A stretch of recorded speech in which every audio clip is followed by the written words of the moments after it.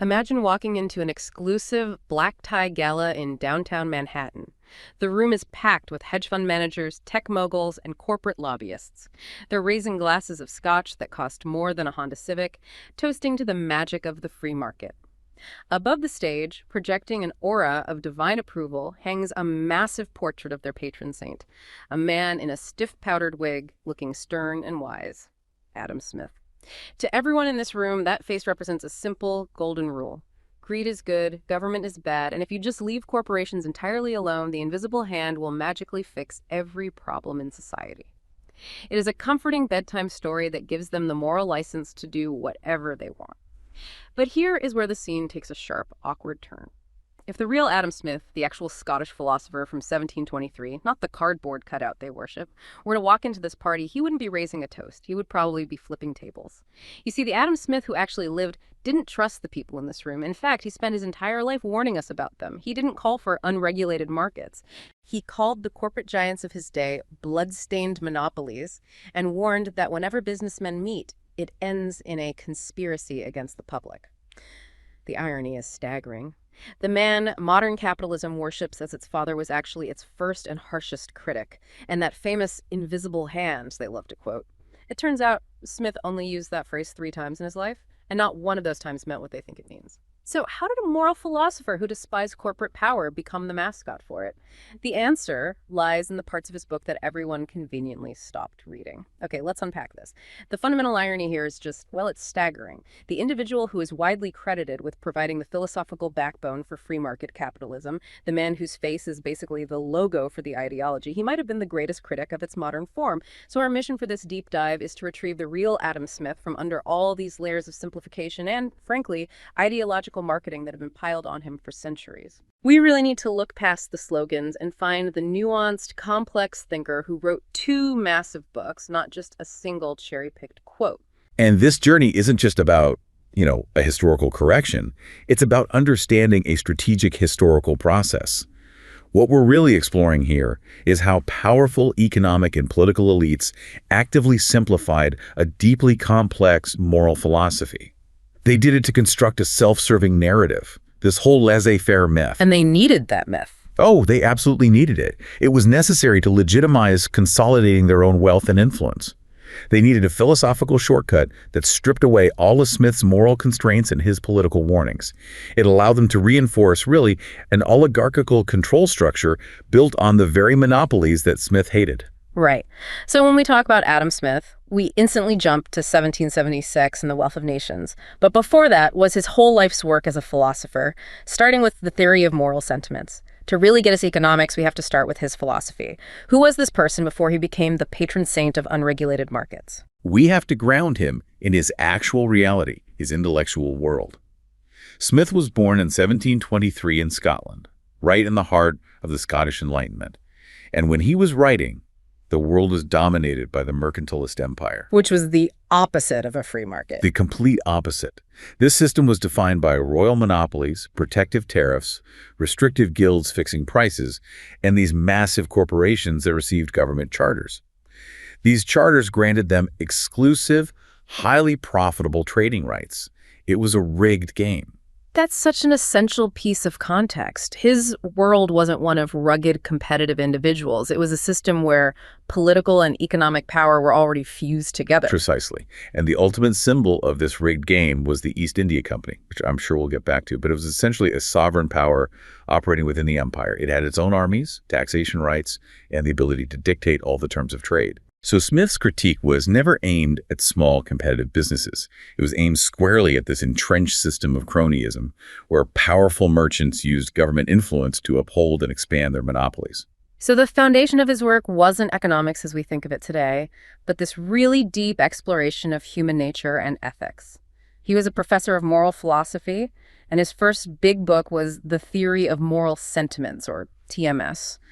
What did TMS establish about human behavior that's so critical for understanding the wealth of nations? The theory of moral sentiments is, at its core, a work of social psychology. It asks a fundamental question: How do creatures who are inherently self-interested manage to live together in a society without just tearing each other apart? Okay. And Smith's answer wasn't pure self-interest. It was our innate capacity for sympathy, our ability to imagine ourselves in another person's situation and feel, a genuine concern for their pain or their joy. This capacity is what allows us to moderate our own self-interest. So sympathy, which is really empathy and social connection, acts as a necessary brake on raw, unchecked self-interest. Exactly. And this break gets formalized through a powerful psychological mechanism that Smith called the impartial spectator. The impartial spectator. It's basically our internal conscience. It's an internalized, idealized version of how a fair and informed third party would judge our actions. So before we act selfishly, we check our motives against this imagined objective observer. So if I'm a merchant and I want to unfairly raise my prices, the impartial spectator is that little voice in my head reminding me that others will judge me harshly for it, or that I myself would hate to be exploited in that way. That is the core dynamic. Yeah. Smith believed that society functions properly only when human behavior is underpinned by this sense of morality, of sympathy, and mutual responsibility, all guided by the impartial spectator. The market isn't some amoral, self-correcting machine. It's a human creation. Right. And like all human creations, it requires moral constraints to operate justly. Without the moral checks he established in TMS, the self-interested economic activity he describes later in The Wealth of Nations is, it's utterly destructive. So when modern interpreters just isolate The Wealth of Nations as a standalone manual for maximizing profit, and they detach it from all this moral scaffolding, they're essentially taking a vehicle designed to run on a restricted, regulated track and just putting it on a highway with no brakes and no speed limit. That is a perfect analogy. They strip the moral philosophy away, which allows them to conveniently ignore his fundamental belief that the purpose of economic activity is to advance the common good. And the only thing stopping powerful actors from exploiting the vulnerable is a combination of public morality and critically robust legal supervision. He never, ever believed that individuals acting purely for their own self-interest would reliably lead to positive results. In fact, he believed, as we're about to see, that when left unchecked, they often led to terrible ones. And if we were to, transport Smith to the 21st century, he would not be impressed by the scale of modern corporate power.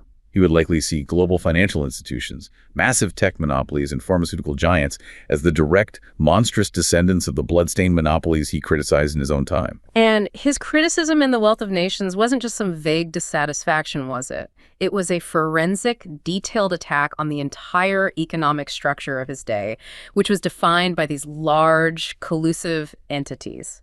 It was an intellectual revolution. Yeah. His primary target was what he called the mercantile system. This whole network of guilds, cartels, and royal monopolies that used their influence to secure legislative privileges. Smith was just outraged at these monopolies manipulated the system. They forced ordinary consumers to accept inflated prices for, often, shoddy goods. He saw this not just as economically inefficient, but as a deep affront to liberty. It restricted the ability of individuals to pursue their own livelihoods, and it diminished the true wealth of the nation, which, he argued, should benefit everyone. Let's hone in on some of the quotes because they really reveal his profound and permanent distrust of powerful private interests. The idea that he was some kind of cheerleader for businessmen is just completely incompatible with his own words. The evidence is ironclad. We have to emphasize this one quote. Smith warned that whenever businessmen get together, the conversation ends in a conspiracy against the public or in some contrivance to raise prices. That's an astonishing statement. It is. This is not the voice of someone who believes in the inherent goodness of the market. This is the voice of a deep skeptic who assumes that collusion, price fixing, and self-serving behavior are the natural outcome when powerful interests are left to their own devices. It completely flips the standard narrative on its head. It suggests that the market, left alone, will naturally devolve into an oligarchy, a system where the rich conspire against everyone else. So if he believed businessmen were prone to conspiring, how could he possibly advocate for a state that just steps away? He didn't. And this brings us to the crucial counter-narrative to the whole laissez-faire myth. Smith was emphatically not a proponent of minimal government. He viewed a strong state as absolutely essential to counter corporate power and to provide the necessary infrastructure for a civilized society. He actually outlined 4 core duties of the sovereign the government, that fundamentally reject the idea of a simple night watchman state. Okay, let's detail those 4 duties because they show the sheer breadth of his vision for state involvement. So first, the duty of defense, protecting the nation from external attack.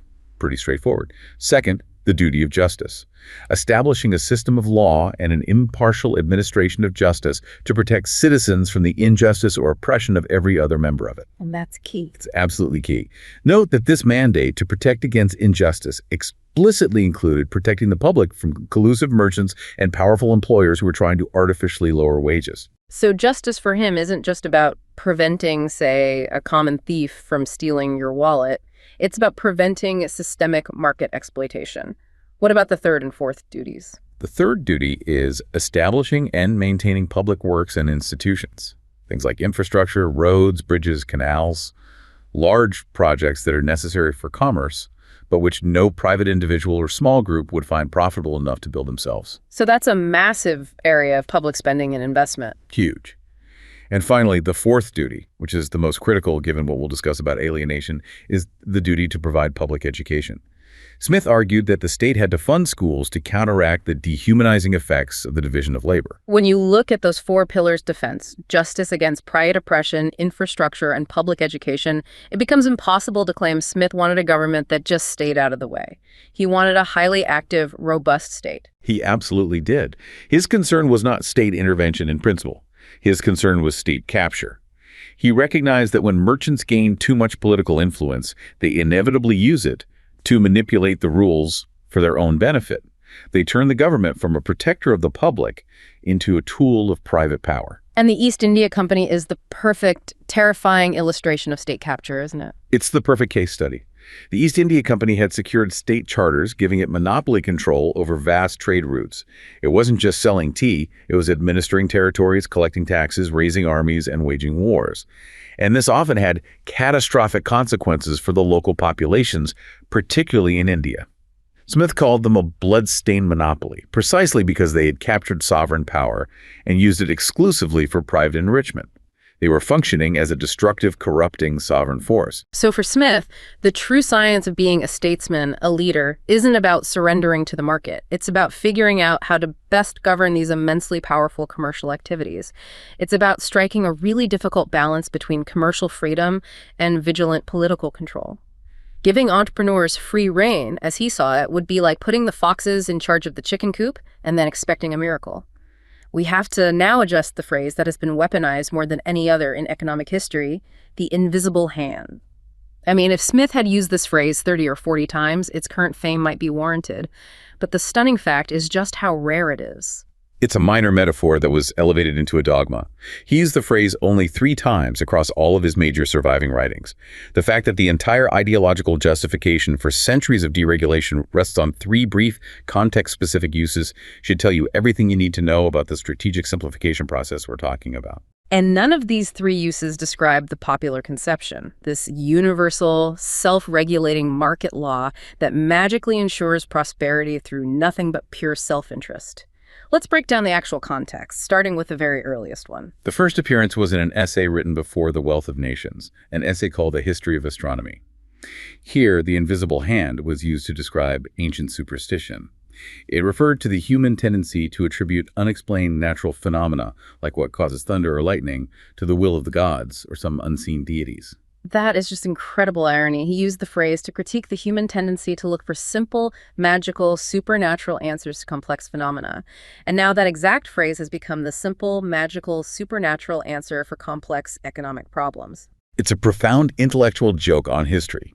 It was literally an observation about how philosophers and ordinary people create comforting stories, what's been called a psychic balm, to understand chaos, to deal with fear and the unknowable.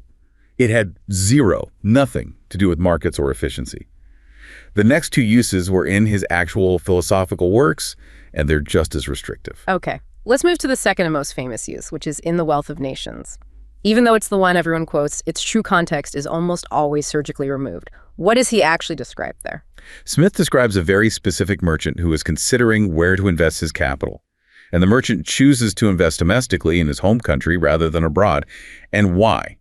It's not out of patriotism or some rational desire for social good. He does it because of his fear. His fear. Yes, his fear of foreign trade risks, of war, of uncertain laws, and just the complexity of managing operations that are far away. Smith observes that this individual's private fear and his risk aversion, an entirely non-rational impulse, accidentally benefits the domestic economy by increasing local investment and employment. So it's just an anecdote about private fear accidentally creating a public good. It is not a principle that greed is good or that deregulation is the inevitable path to prosperity. And the fear is the key part. It's an illustration of an unintended consequence of personal risk aversion. It's a very limited observation of a single behavioral driver. It is not presented as some universal law of market mechanics. Smith was simply noting that sometimes people trying to avoid risk end up doing good things they didn't intend to. Yet subsequent economic thinkers who were desperate for a soundbite to justify relaxing regulatory oversight, they elevated this single cautious observation into the centerpiece of an entire economic ideology, a political mandate against regulation. And the third and final appearance. That one takes us back to the moral concerns of the theory of moral sentiments. Yes, and this context is perhaps the most revealing, because it shows the absolute moral limits that Smith placed on ambition and greed. He describes wealthy landowners who, despite living vain and avaricious lives, hoarding vast resources and caring only for their own consumption, are ultimately forced to distribute some resources. Why are they forced? Is it the system pushing back on them? It's a purely material constraint. Smith points out that a single person can only eat one meal, despite owning vast tracts of land. They can only wear one set of clothes at a time. They are constrained by their own physical capacity for consumption. Right. So to maintain their vast holdings and cater to their vanity, to keep their fields productive and their servants happy, they're forced to share a small portion of their wealth with the laborers and artisans who serve them. The surplus has to flow out, whether they want it to or not. So it's not some magical wealth generator. It's the realization that, a billionaire, no matter how rich, can only wear one pair of shoes at a time. The rest has to be absorbed by the system just to maintain the production that supports their lifestyle. Exactly. Yeah. It's been described as a sigh of moral fatigue. It suggests that even unchecked selfishness runs into material limits, forcing this tiny trickle of wealth and necessities toward the poor. It's really a critique of inequality, showing that the poor are only able to scrape by on the wealthy's leftovers. It is certainly not a philosophical endorsement of hoarding. Okay, so to summarize this whole section, the three invisible hands were about superstition, risk aversion, and fear, and the material limits of gluttony. Yet the modern, simplified concept transforms this minor, often dark metaphor into a fundamental political mandate. It serves as a philosophical justification, that psychic balm, for economic decisions that actively promote deregulation and oligarchical power. And that's the key takeaway. The extreme simplification of Smith was not some accidental misunderstanding by sleepy academics. It was a necessary and strategic philosophical project. It was carried out by powerful economic forces that needed intellectual legitimacy to resist oversight and consolidate their control. They needed a moral license to operate. As these vast industrial empires began to emerge in the late 19th and early 20th centuries, they needed something more powerful than just raw economic strength to justify what they were doing. Absolutely. The titans of industry. You think of Andrew Carnegie in steel, John D. Rockefeller in oil, the railroad monopolists. They were building entities of unprecedented size and power. And they faced massive public outcry over price gouging, externalized pollution, and union busting. To resist the growing antitrust movement and the clamor for government oversight, they needed a compelling, widely accepted philosophical justification for their actions. And a simplified version of Adam Smith provided that justification instantly. It offered a ready-made theory. Unfettered self-interest drives prosperity, so policies that consolidate our power and wealth aren't selfish. They are, thanks to the invisible hand, actually beneficial to the greater good. The manipulation was profound.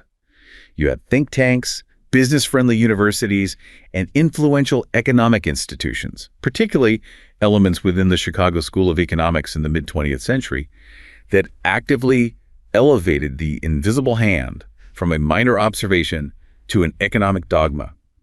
They promoted a theory that portrayed government intervention, even Smith's mandated public works or education, as inherently harmful, inefficient, and counterproductive. And this narrative became absolutely crucial, especially during the Cold War. It served as a key ideological weapon. When you're facing communism, capitalism needed a simplified, morally superior counter-narrative. The nuance of the real Smith was a liability in that fight. The Smith who warned against monopoly and demanded public education was inconvenient. But this simplified Smith, the one who appeared to preach minimal government and self-regulating markets, he was perfect. He was stripped of all his critical nuances and presented as the proponent of policies that would allow unchecked corporate dominance. This effectively obscured the true power dynamics at play. This was the strategic deployment of a narrative to reinforce an oligarchical control structure. What's truly revealing about this whole strategy is the fundamental disconnect between the kind of market Smith actually imagined and the behemoths that ended up using his name. The system they justified bears no resemblance to Smith's world. Smith assumed a natural preference for entrepreneurs to invest domestically, where they could keep a close eye on their own holdings. He believed the efficient market was composed of small, owner-managed firms located in local communities where accountability was high. Owners shared local values, they knew their employees, and they had a personal stake in the community's future. Accountability was built right into the geography. If the pin factory owner poisoned the local river, he and his family had to drink from it. Exactly. Accountability was immediate and social. But the simplified Smith narrative was used to advocate for the exact opposite. Massive, footloose, global corporations that lack any local allegiance, that operate with absentee management, and that maximize their profits by externalizing costs onto communities they will never have to interact with. So these massive firms externalize their costs, pollution, resource depletion, long-term health consequences, and they force the community to bear those costs without consent, which in a sense is another form of the theft or oppression that Smith warned against. It is the ultimate betrayal of his philosophy. This is what some ecological economists call the primary function of power: to externalize your costs and make them fall on someone else. Simplified market theory allows this, and it rebrands it as economies of scale rather than social damage. This system allows powerful entities to dictate terms or secure government bailouts, which is exactly what we saw in 2008.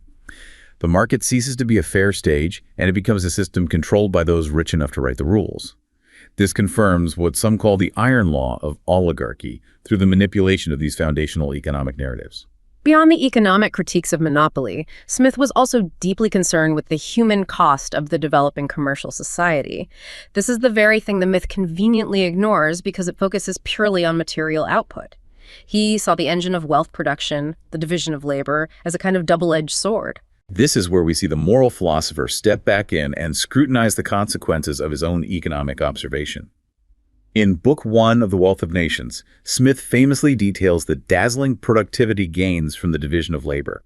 He uses the example of the pin factory worker who can make thousands of times more pins by specializing in one small task. Right, that part is always quoted. It increases dexterity, it saves time, it encourages the invention of machinery, and all of that leads to expanded national wealth and cheaper goods for everyone.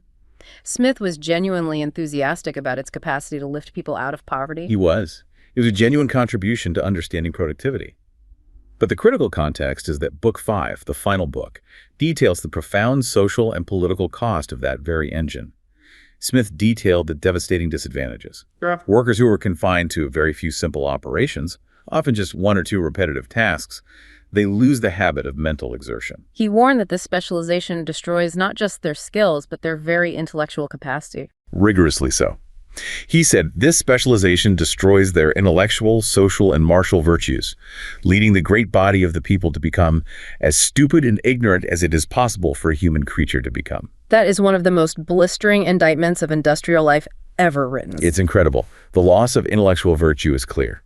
Repetition without cognitive challenge makes a person dull. And what about the martial and social virtues? That's not just about getting dull, it's about losing the capacity for civic life. Exactly.